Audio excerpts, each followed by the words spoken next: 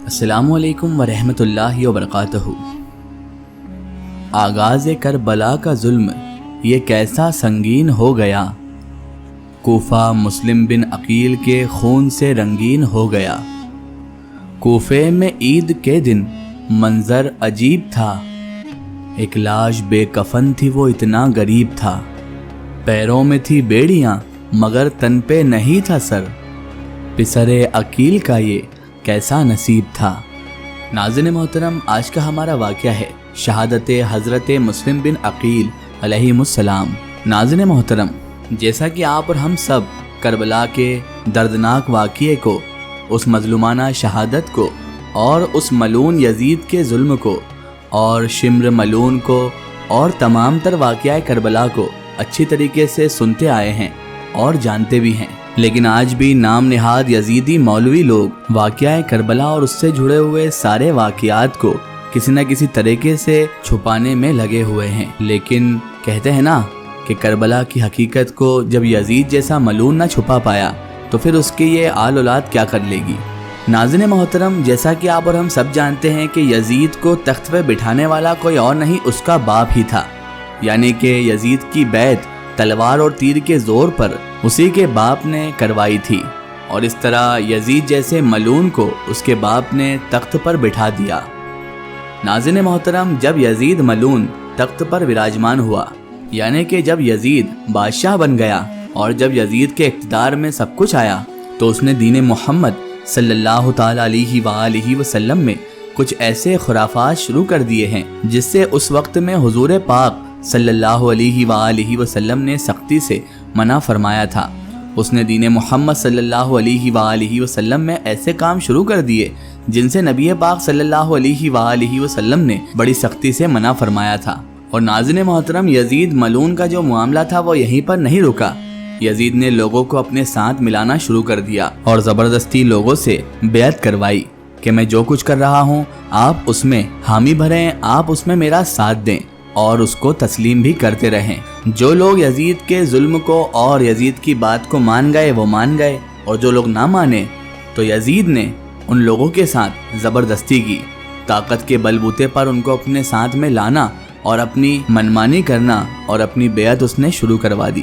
ایسے میں کوفہ کے لوگوں نے حضرت امام علی مقام امام حسین علیہ السلام کو، جو کہ ان کا واحد سہارا تھے، ان کو خطوط لکھنا یعنی خط لکھنا شروع کر دیے کہ یزید نے دین محمد صلی اللہ علیہ وآلہ وسلم میں ایسے ایسے کام شروع کر دیے ہیں جن سے نبی پاک صلی اللہ علیہ وآلہ وسلم نے منع فرمایا تھا۔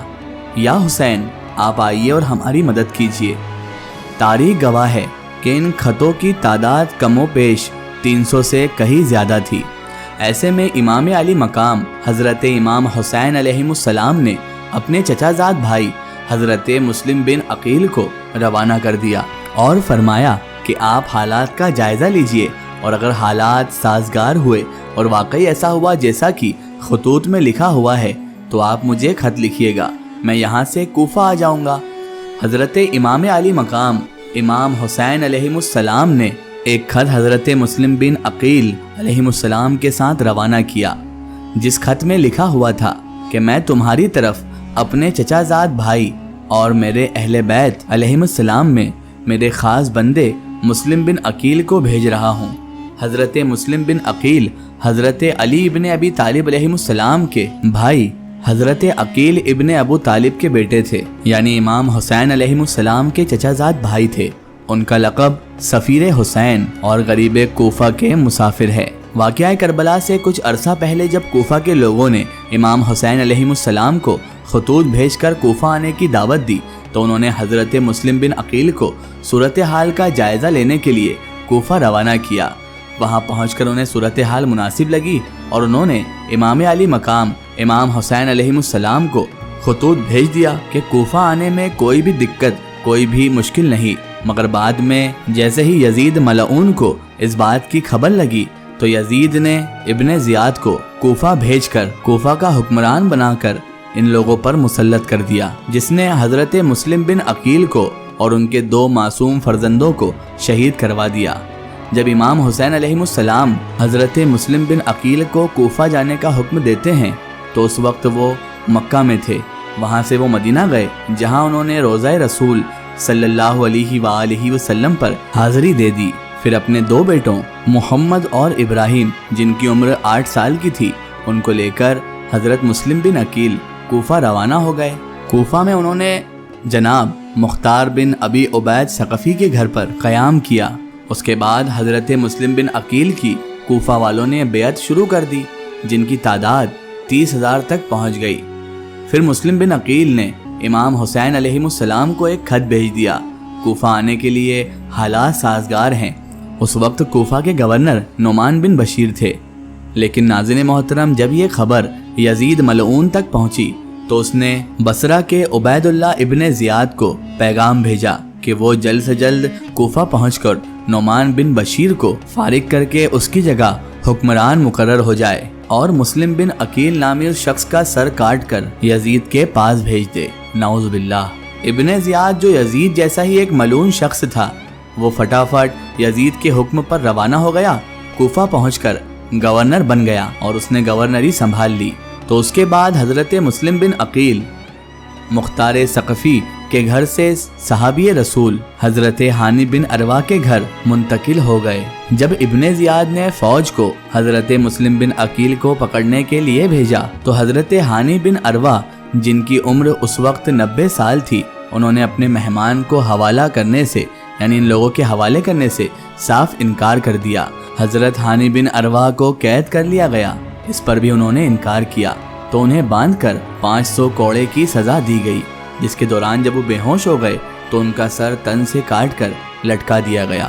نعوذ باللہ من ذالک۔ ہانی بن اروا کی گرفتاری کے بعد حضرت مسلم بن عقیل باہر آ گئے اور جنگ شروع کر دی، مگر آہستہ آہستہ تمام تر کوفہ کے دھوکے باز لوگوں نے ساتھ چھوڑ دیا، حتیٰ کہ صرف اور صرف 30 افراد ہی ان کے ساتھ رہ گئے اور مغرب کی نماز تک وہ سب بھی غائب ہو گئے۔ اس کے بعد انہیں حضرت محمد ابن قصیر نے اپنے گھر میں پناہ دی۔ محمد ابن قصیر کے حمایتیوں کے ساتھ ابن زیاد کے فوجیوں نے جنگ کی اور انہیں بھی شہید کر دیا۔ یہ دیکھ کر حضرت مسلم بن عقیل کوفہ سے باہر جانے کی کوشش کرنے لگے، مگر شہر کے سارے دروازے بند ہو چکے تھے۔ آپ نے ایک بوڑھی عورت سے پانی مانگا۔ جب انہوں نے بتایا کہ ان کا تعلق خاندان رسالت سے ہے تو اس عورت نے انہیں اپنے گھر میں پناہ دی، مگر اس عورت کے بیٹے نے انعام کے لالچ میں حضرت مسلم بن عقیل کی مخبری کر دی۔ ابن زیاد نے 3000 کی فوج بھیجی تو مسلم بن عقیل گھر سے باہر آ کر لڑنے لگے اور بنو ہاشم کی تلوار بازی کے ظہر دکھائے۔ جب سینکڑوں لوگ جہنم واصل ہو گئے تو ابن زیاد کے سالار ابن اشاد نے اور فوجی کا پیغام بھیج دیا۔ یہ سن کر ابن زیاد کہنے لگا، ایک شخص کے لیے 3000 کی فوج بھی کافی نہیں ہے؟ تو ابن اشد نے جواب دیا، یہ کوئی بقال یا جلاح نہیں ہے، بنو ہاشم کا چشم و چراغ ہے۔ اس کے بعد ان ملونوں نے اور فوج بلوائی اور حضرت مسلم بن عقیل کو دھوکے سے ایک گڈھے میں گرا دیا اور ان کو گرا کر گرفتار کر لیا۔ جب حضرت مسلم بن عقیل کو ابن زیاد کے سامنے پیش کیا گیا تو اس نے انہیں سزا دے دی، اور سزا بھی یہ تھی کہ انہیں کوفہ کے دارالعمارت کی چھت سے گرا دیا جائے۔ حضرت مسلم بن عقیل نے شہادت سے پہلے چند وصیتیں کی، جس کے بعد ان کو چھت سے گرا کر شہید کر دیا گیا۔ یہ واقعہ 9 ذی الحجہ سن 60 ہجری کا ہے۔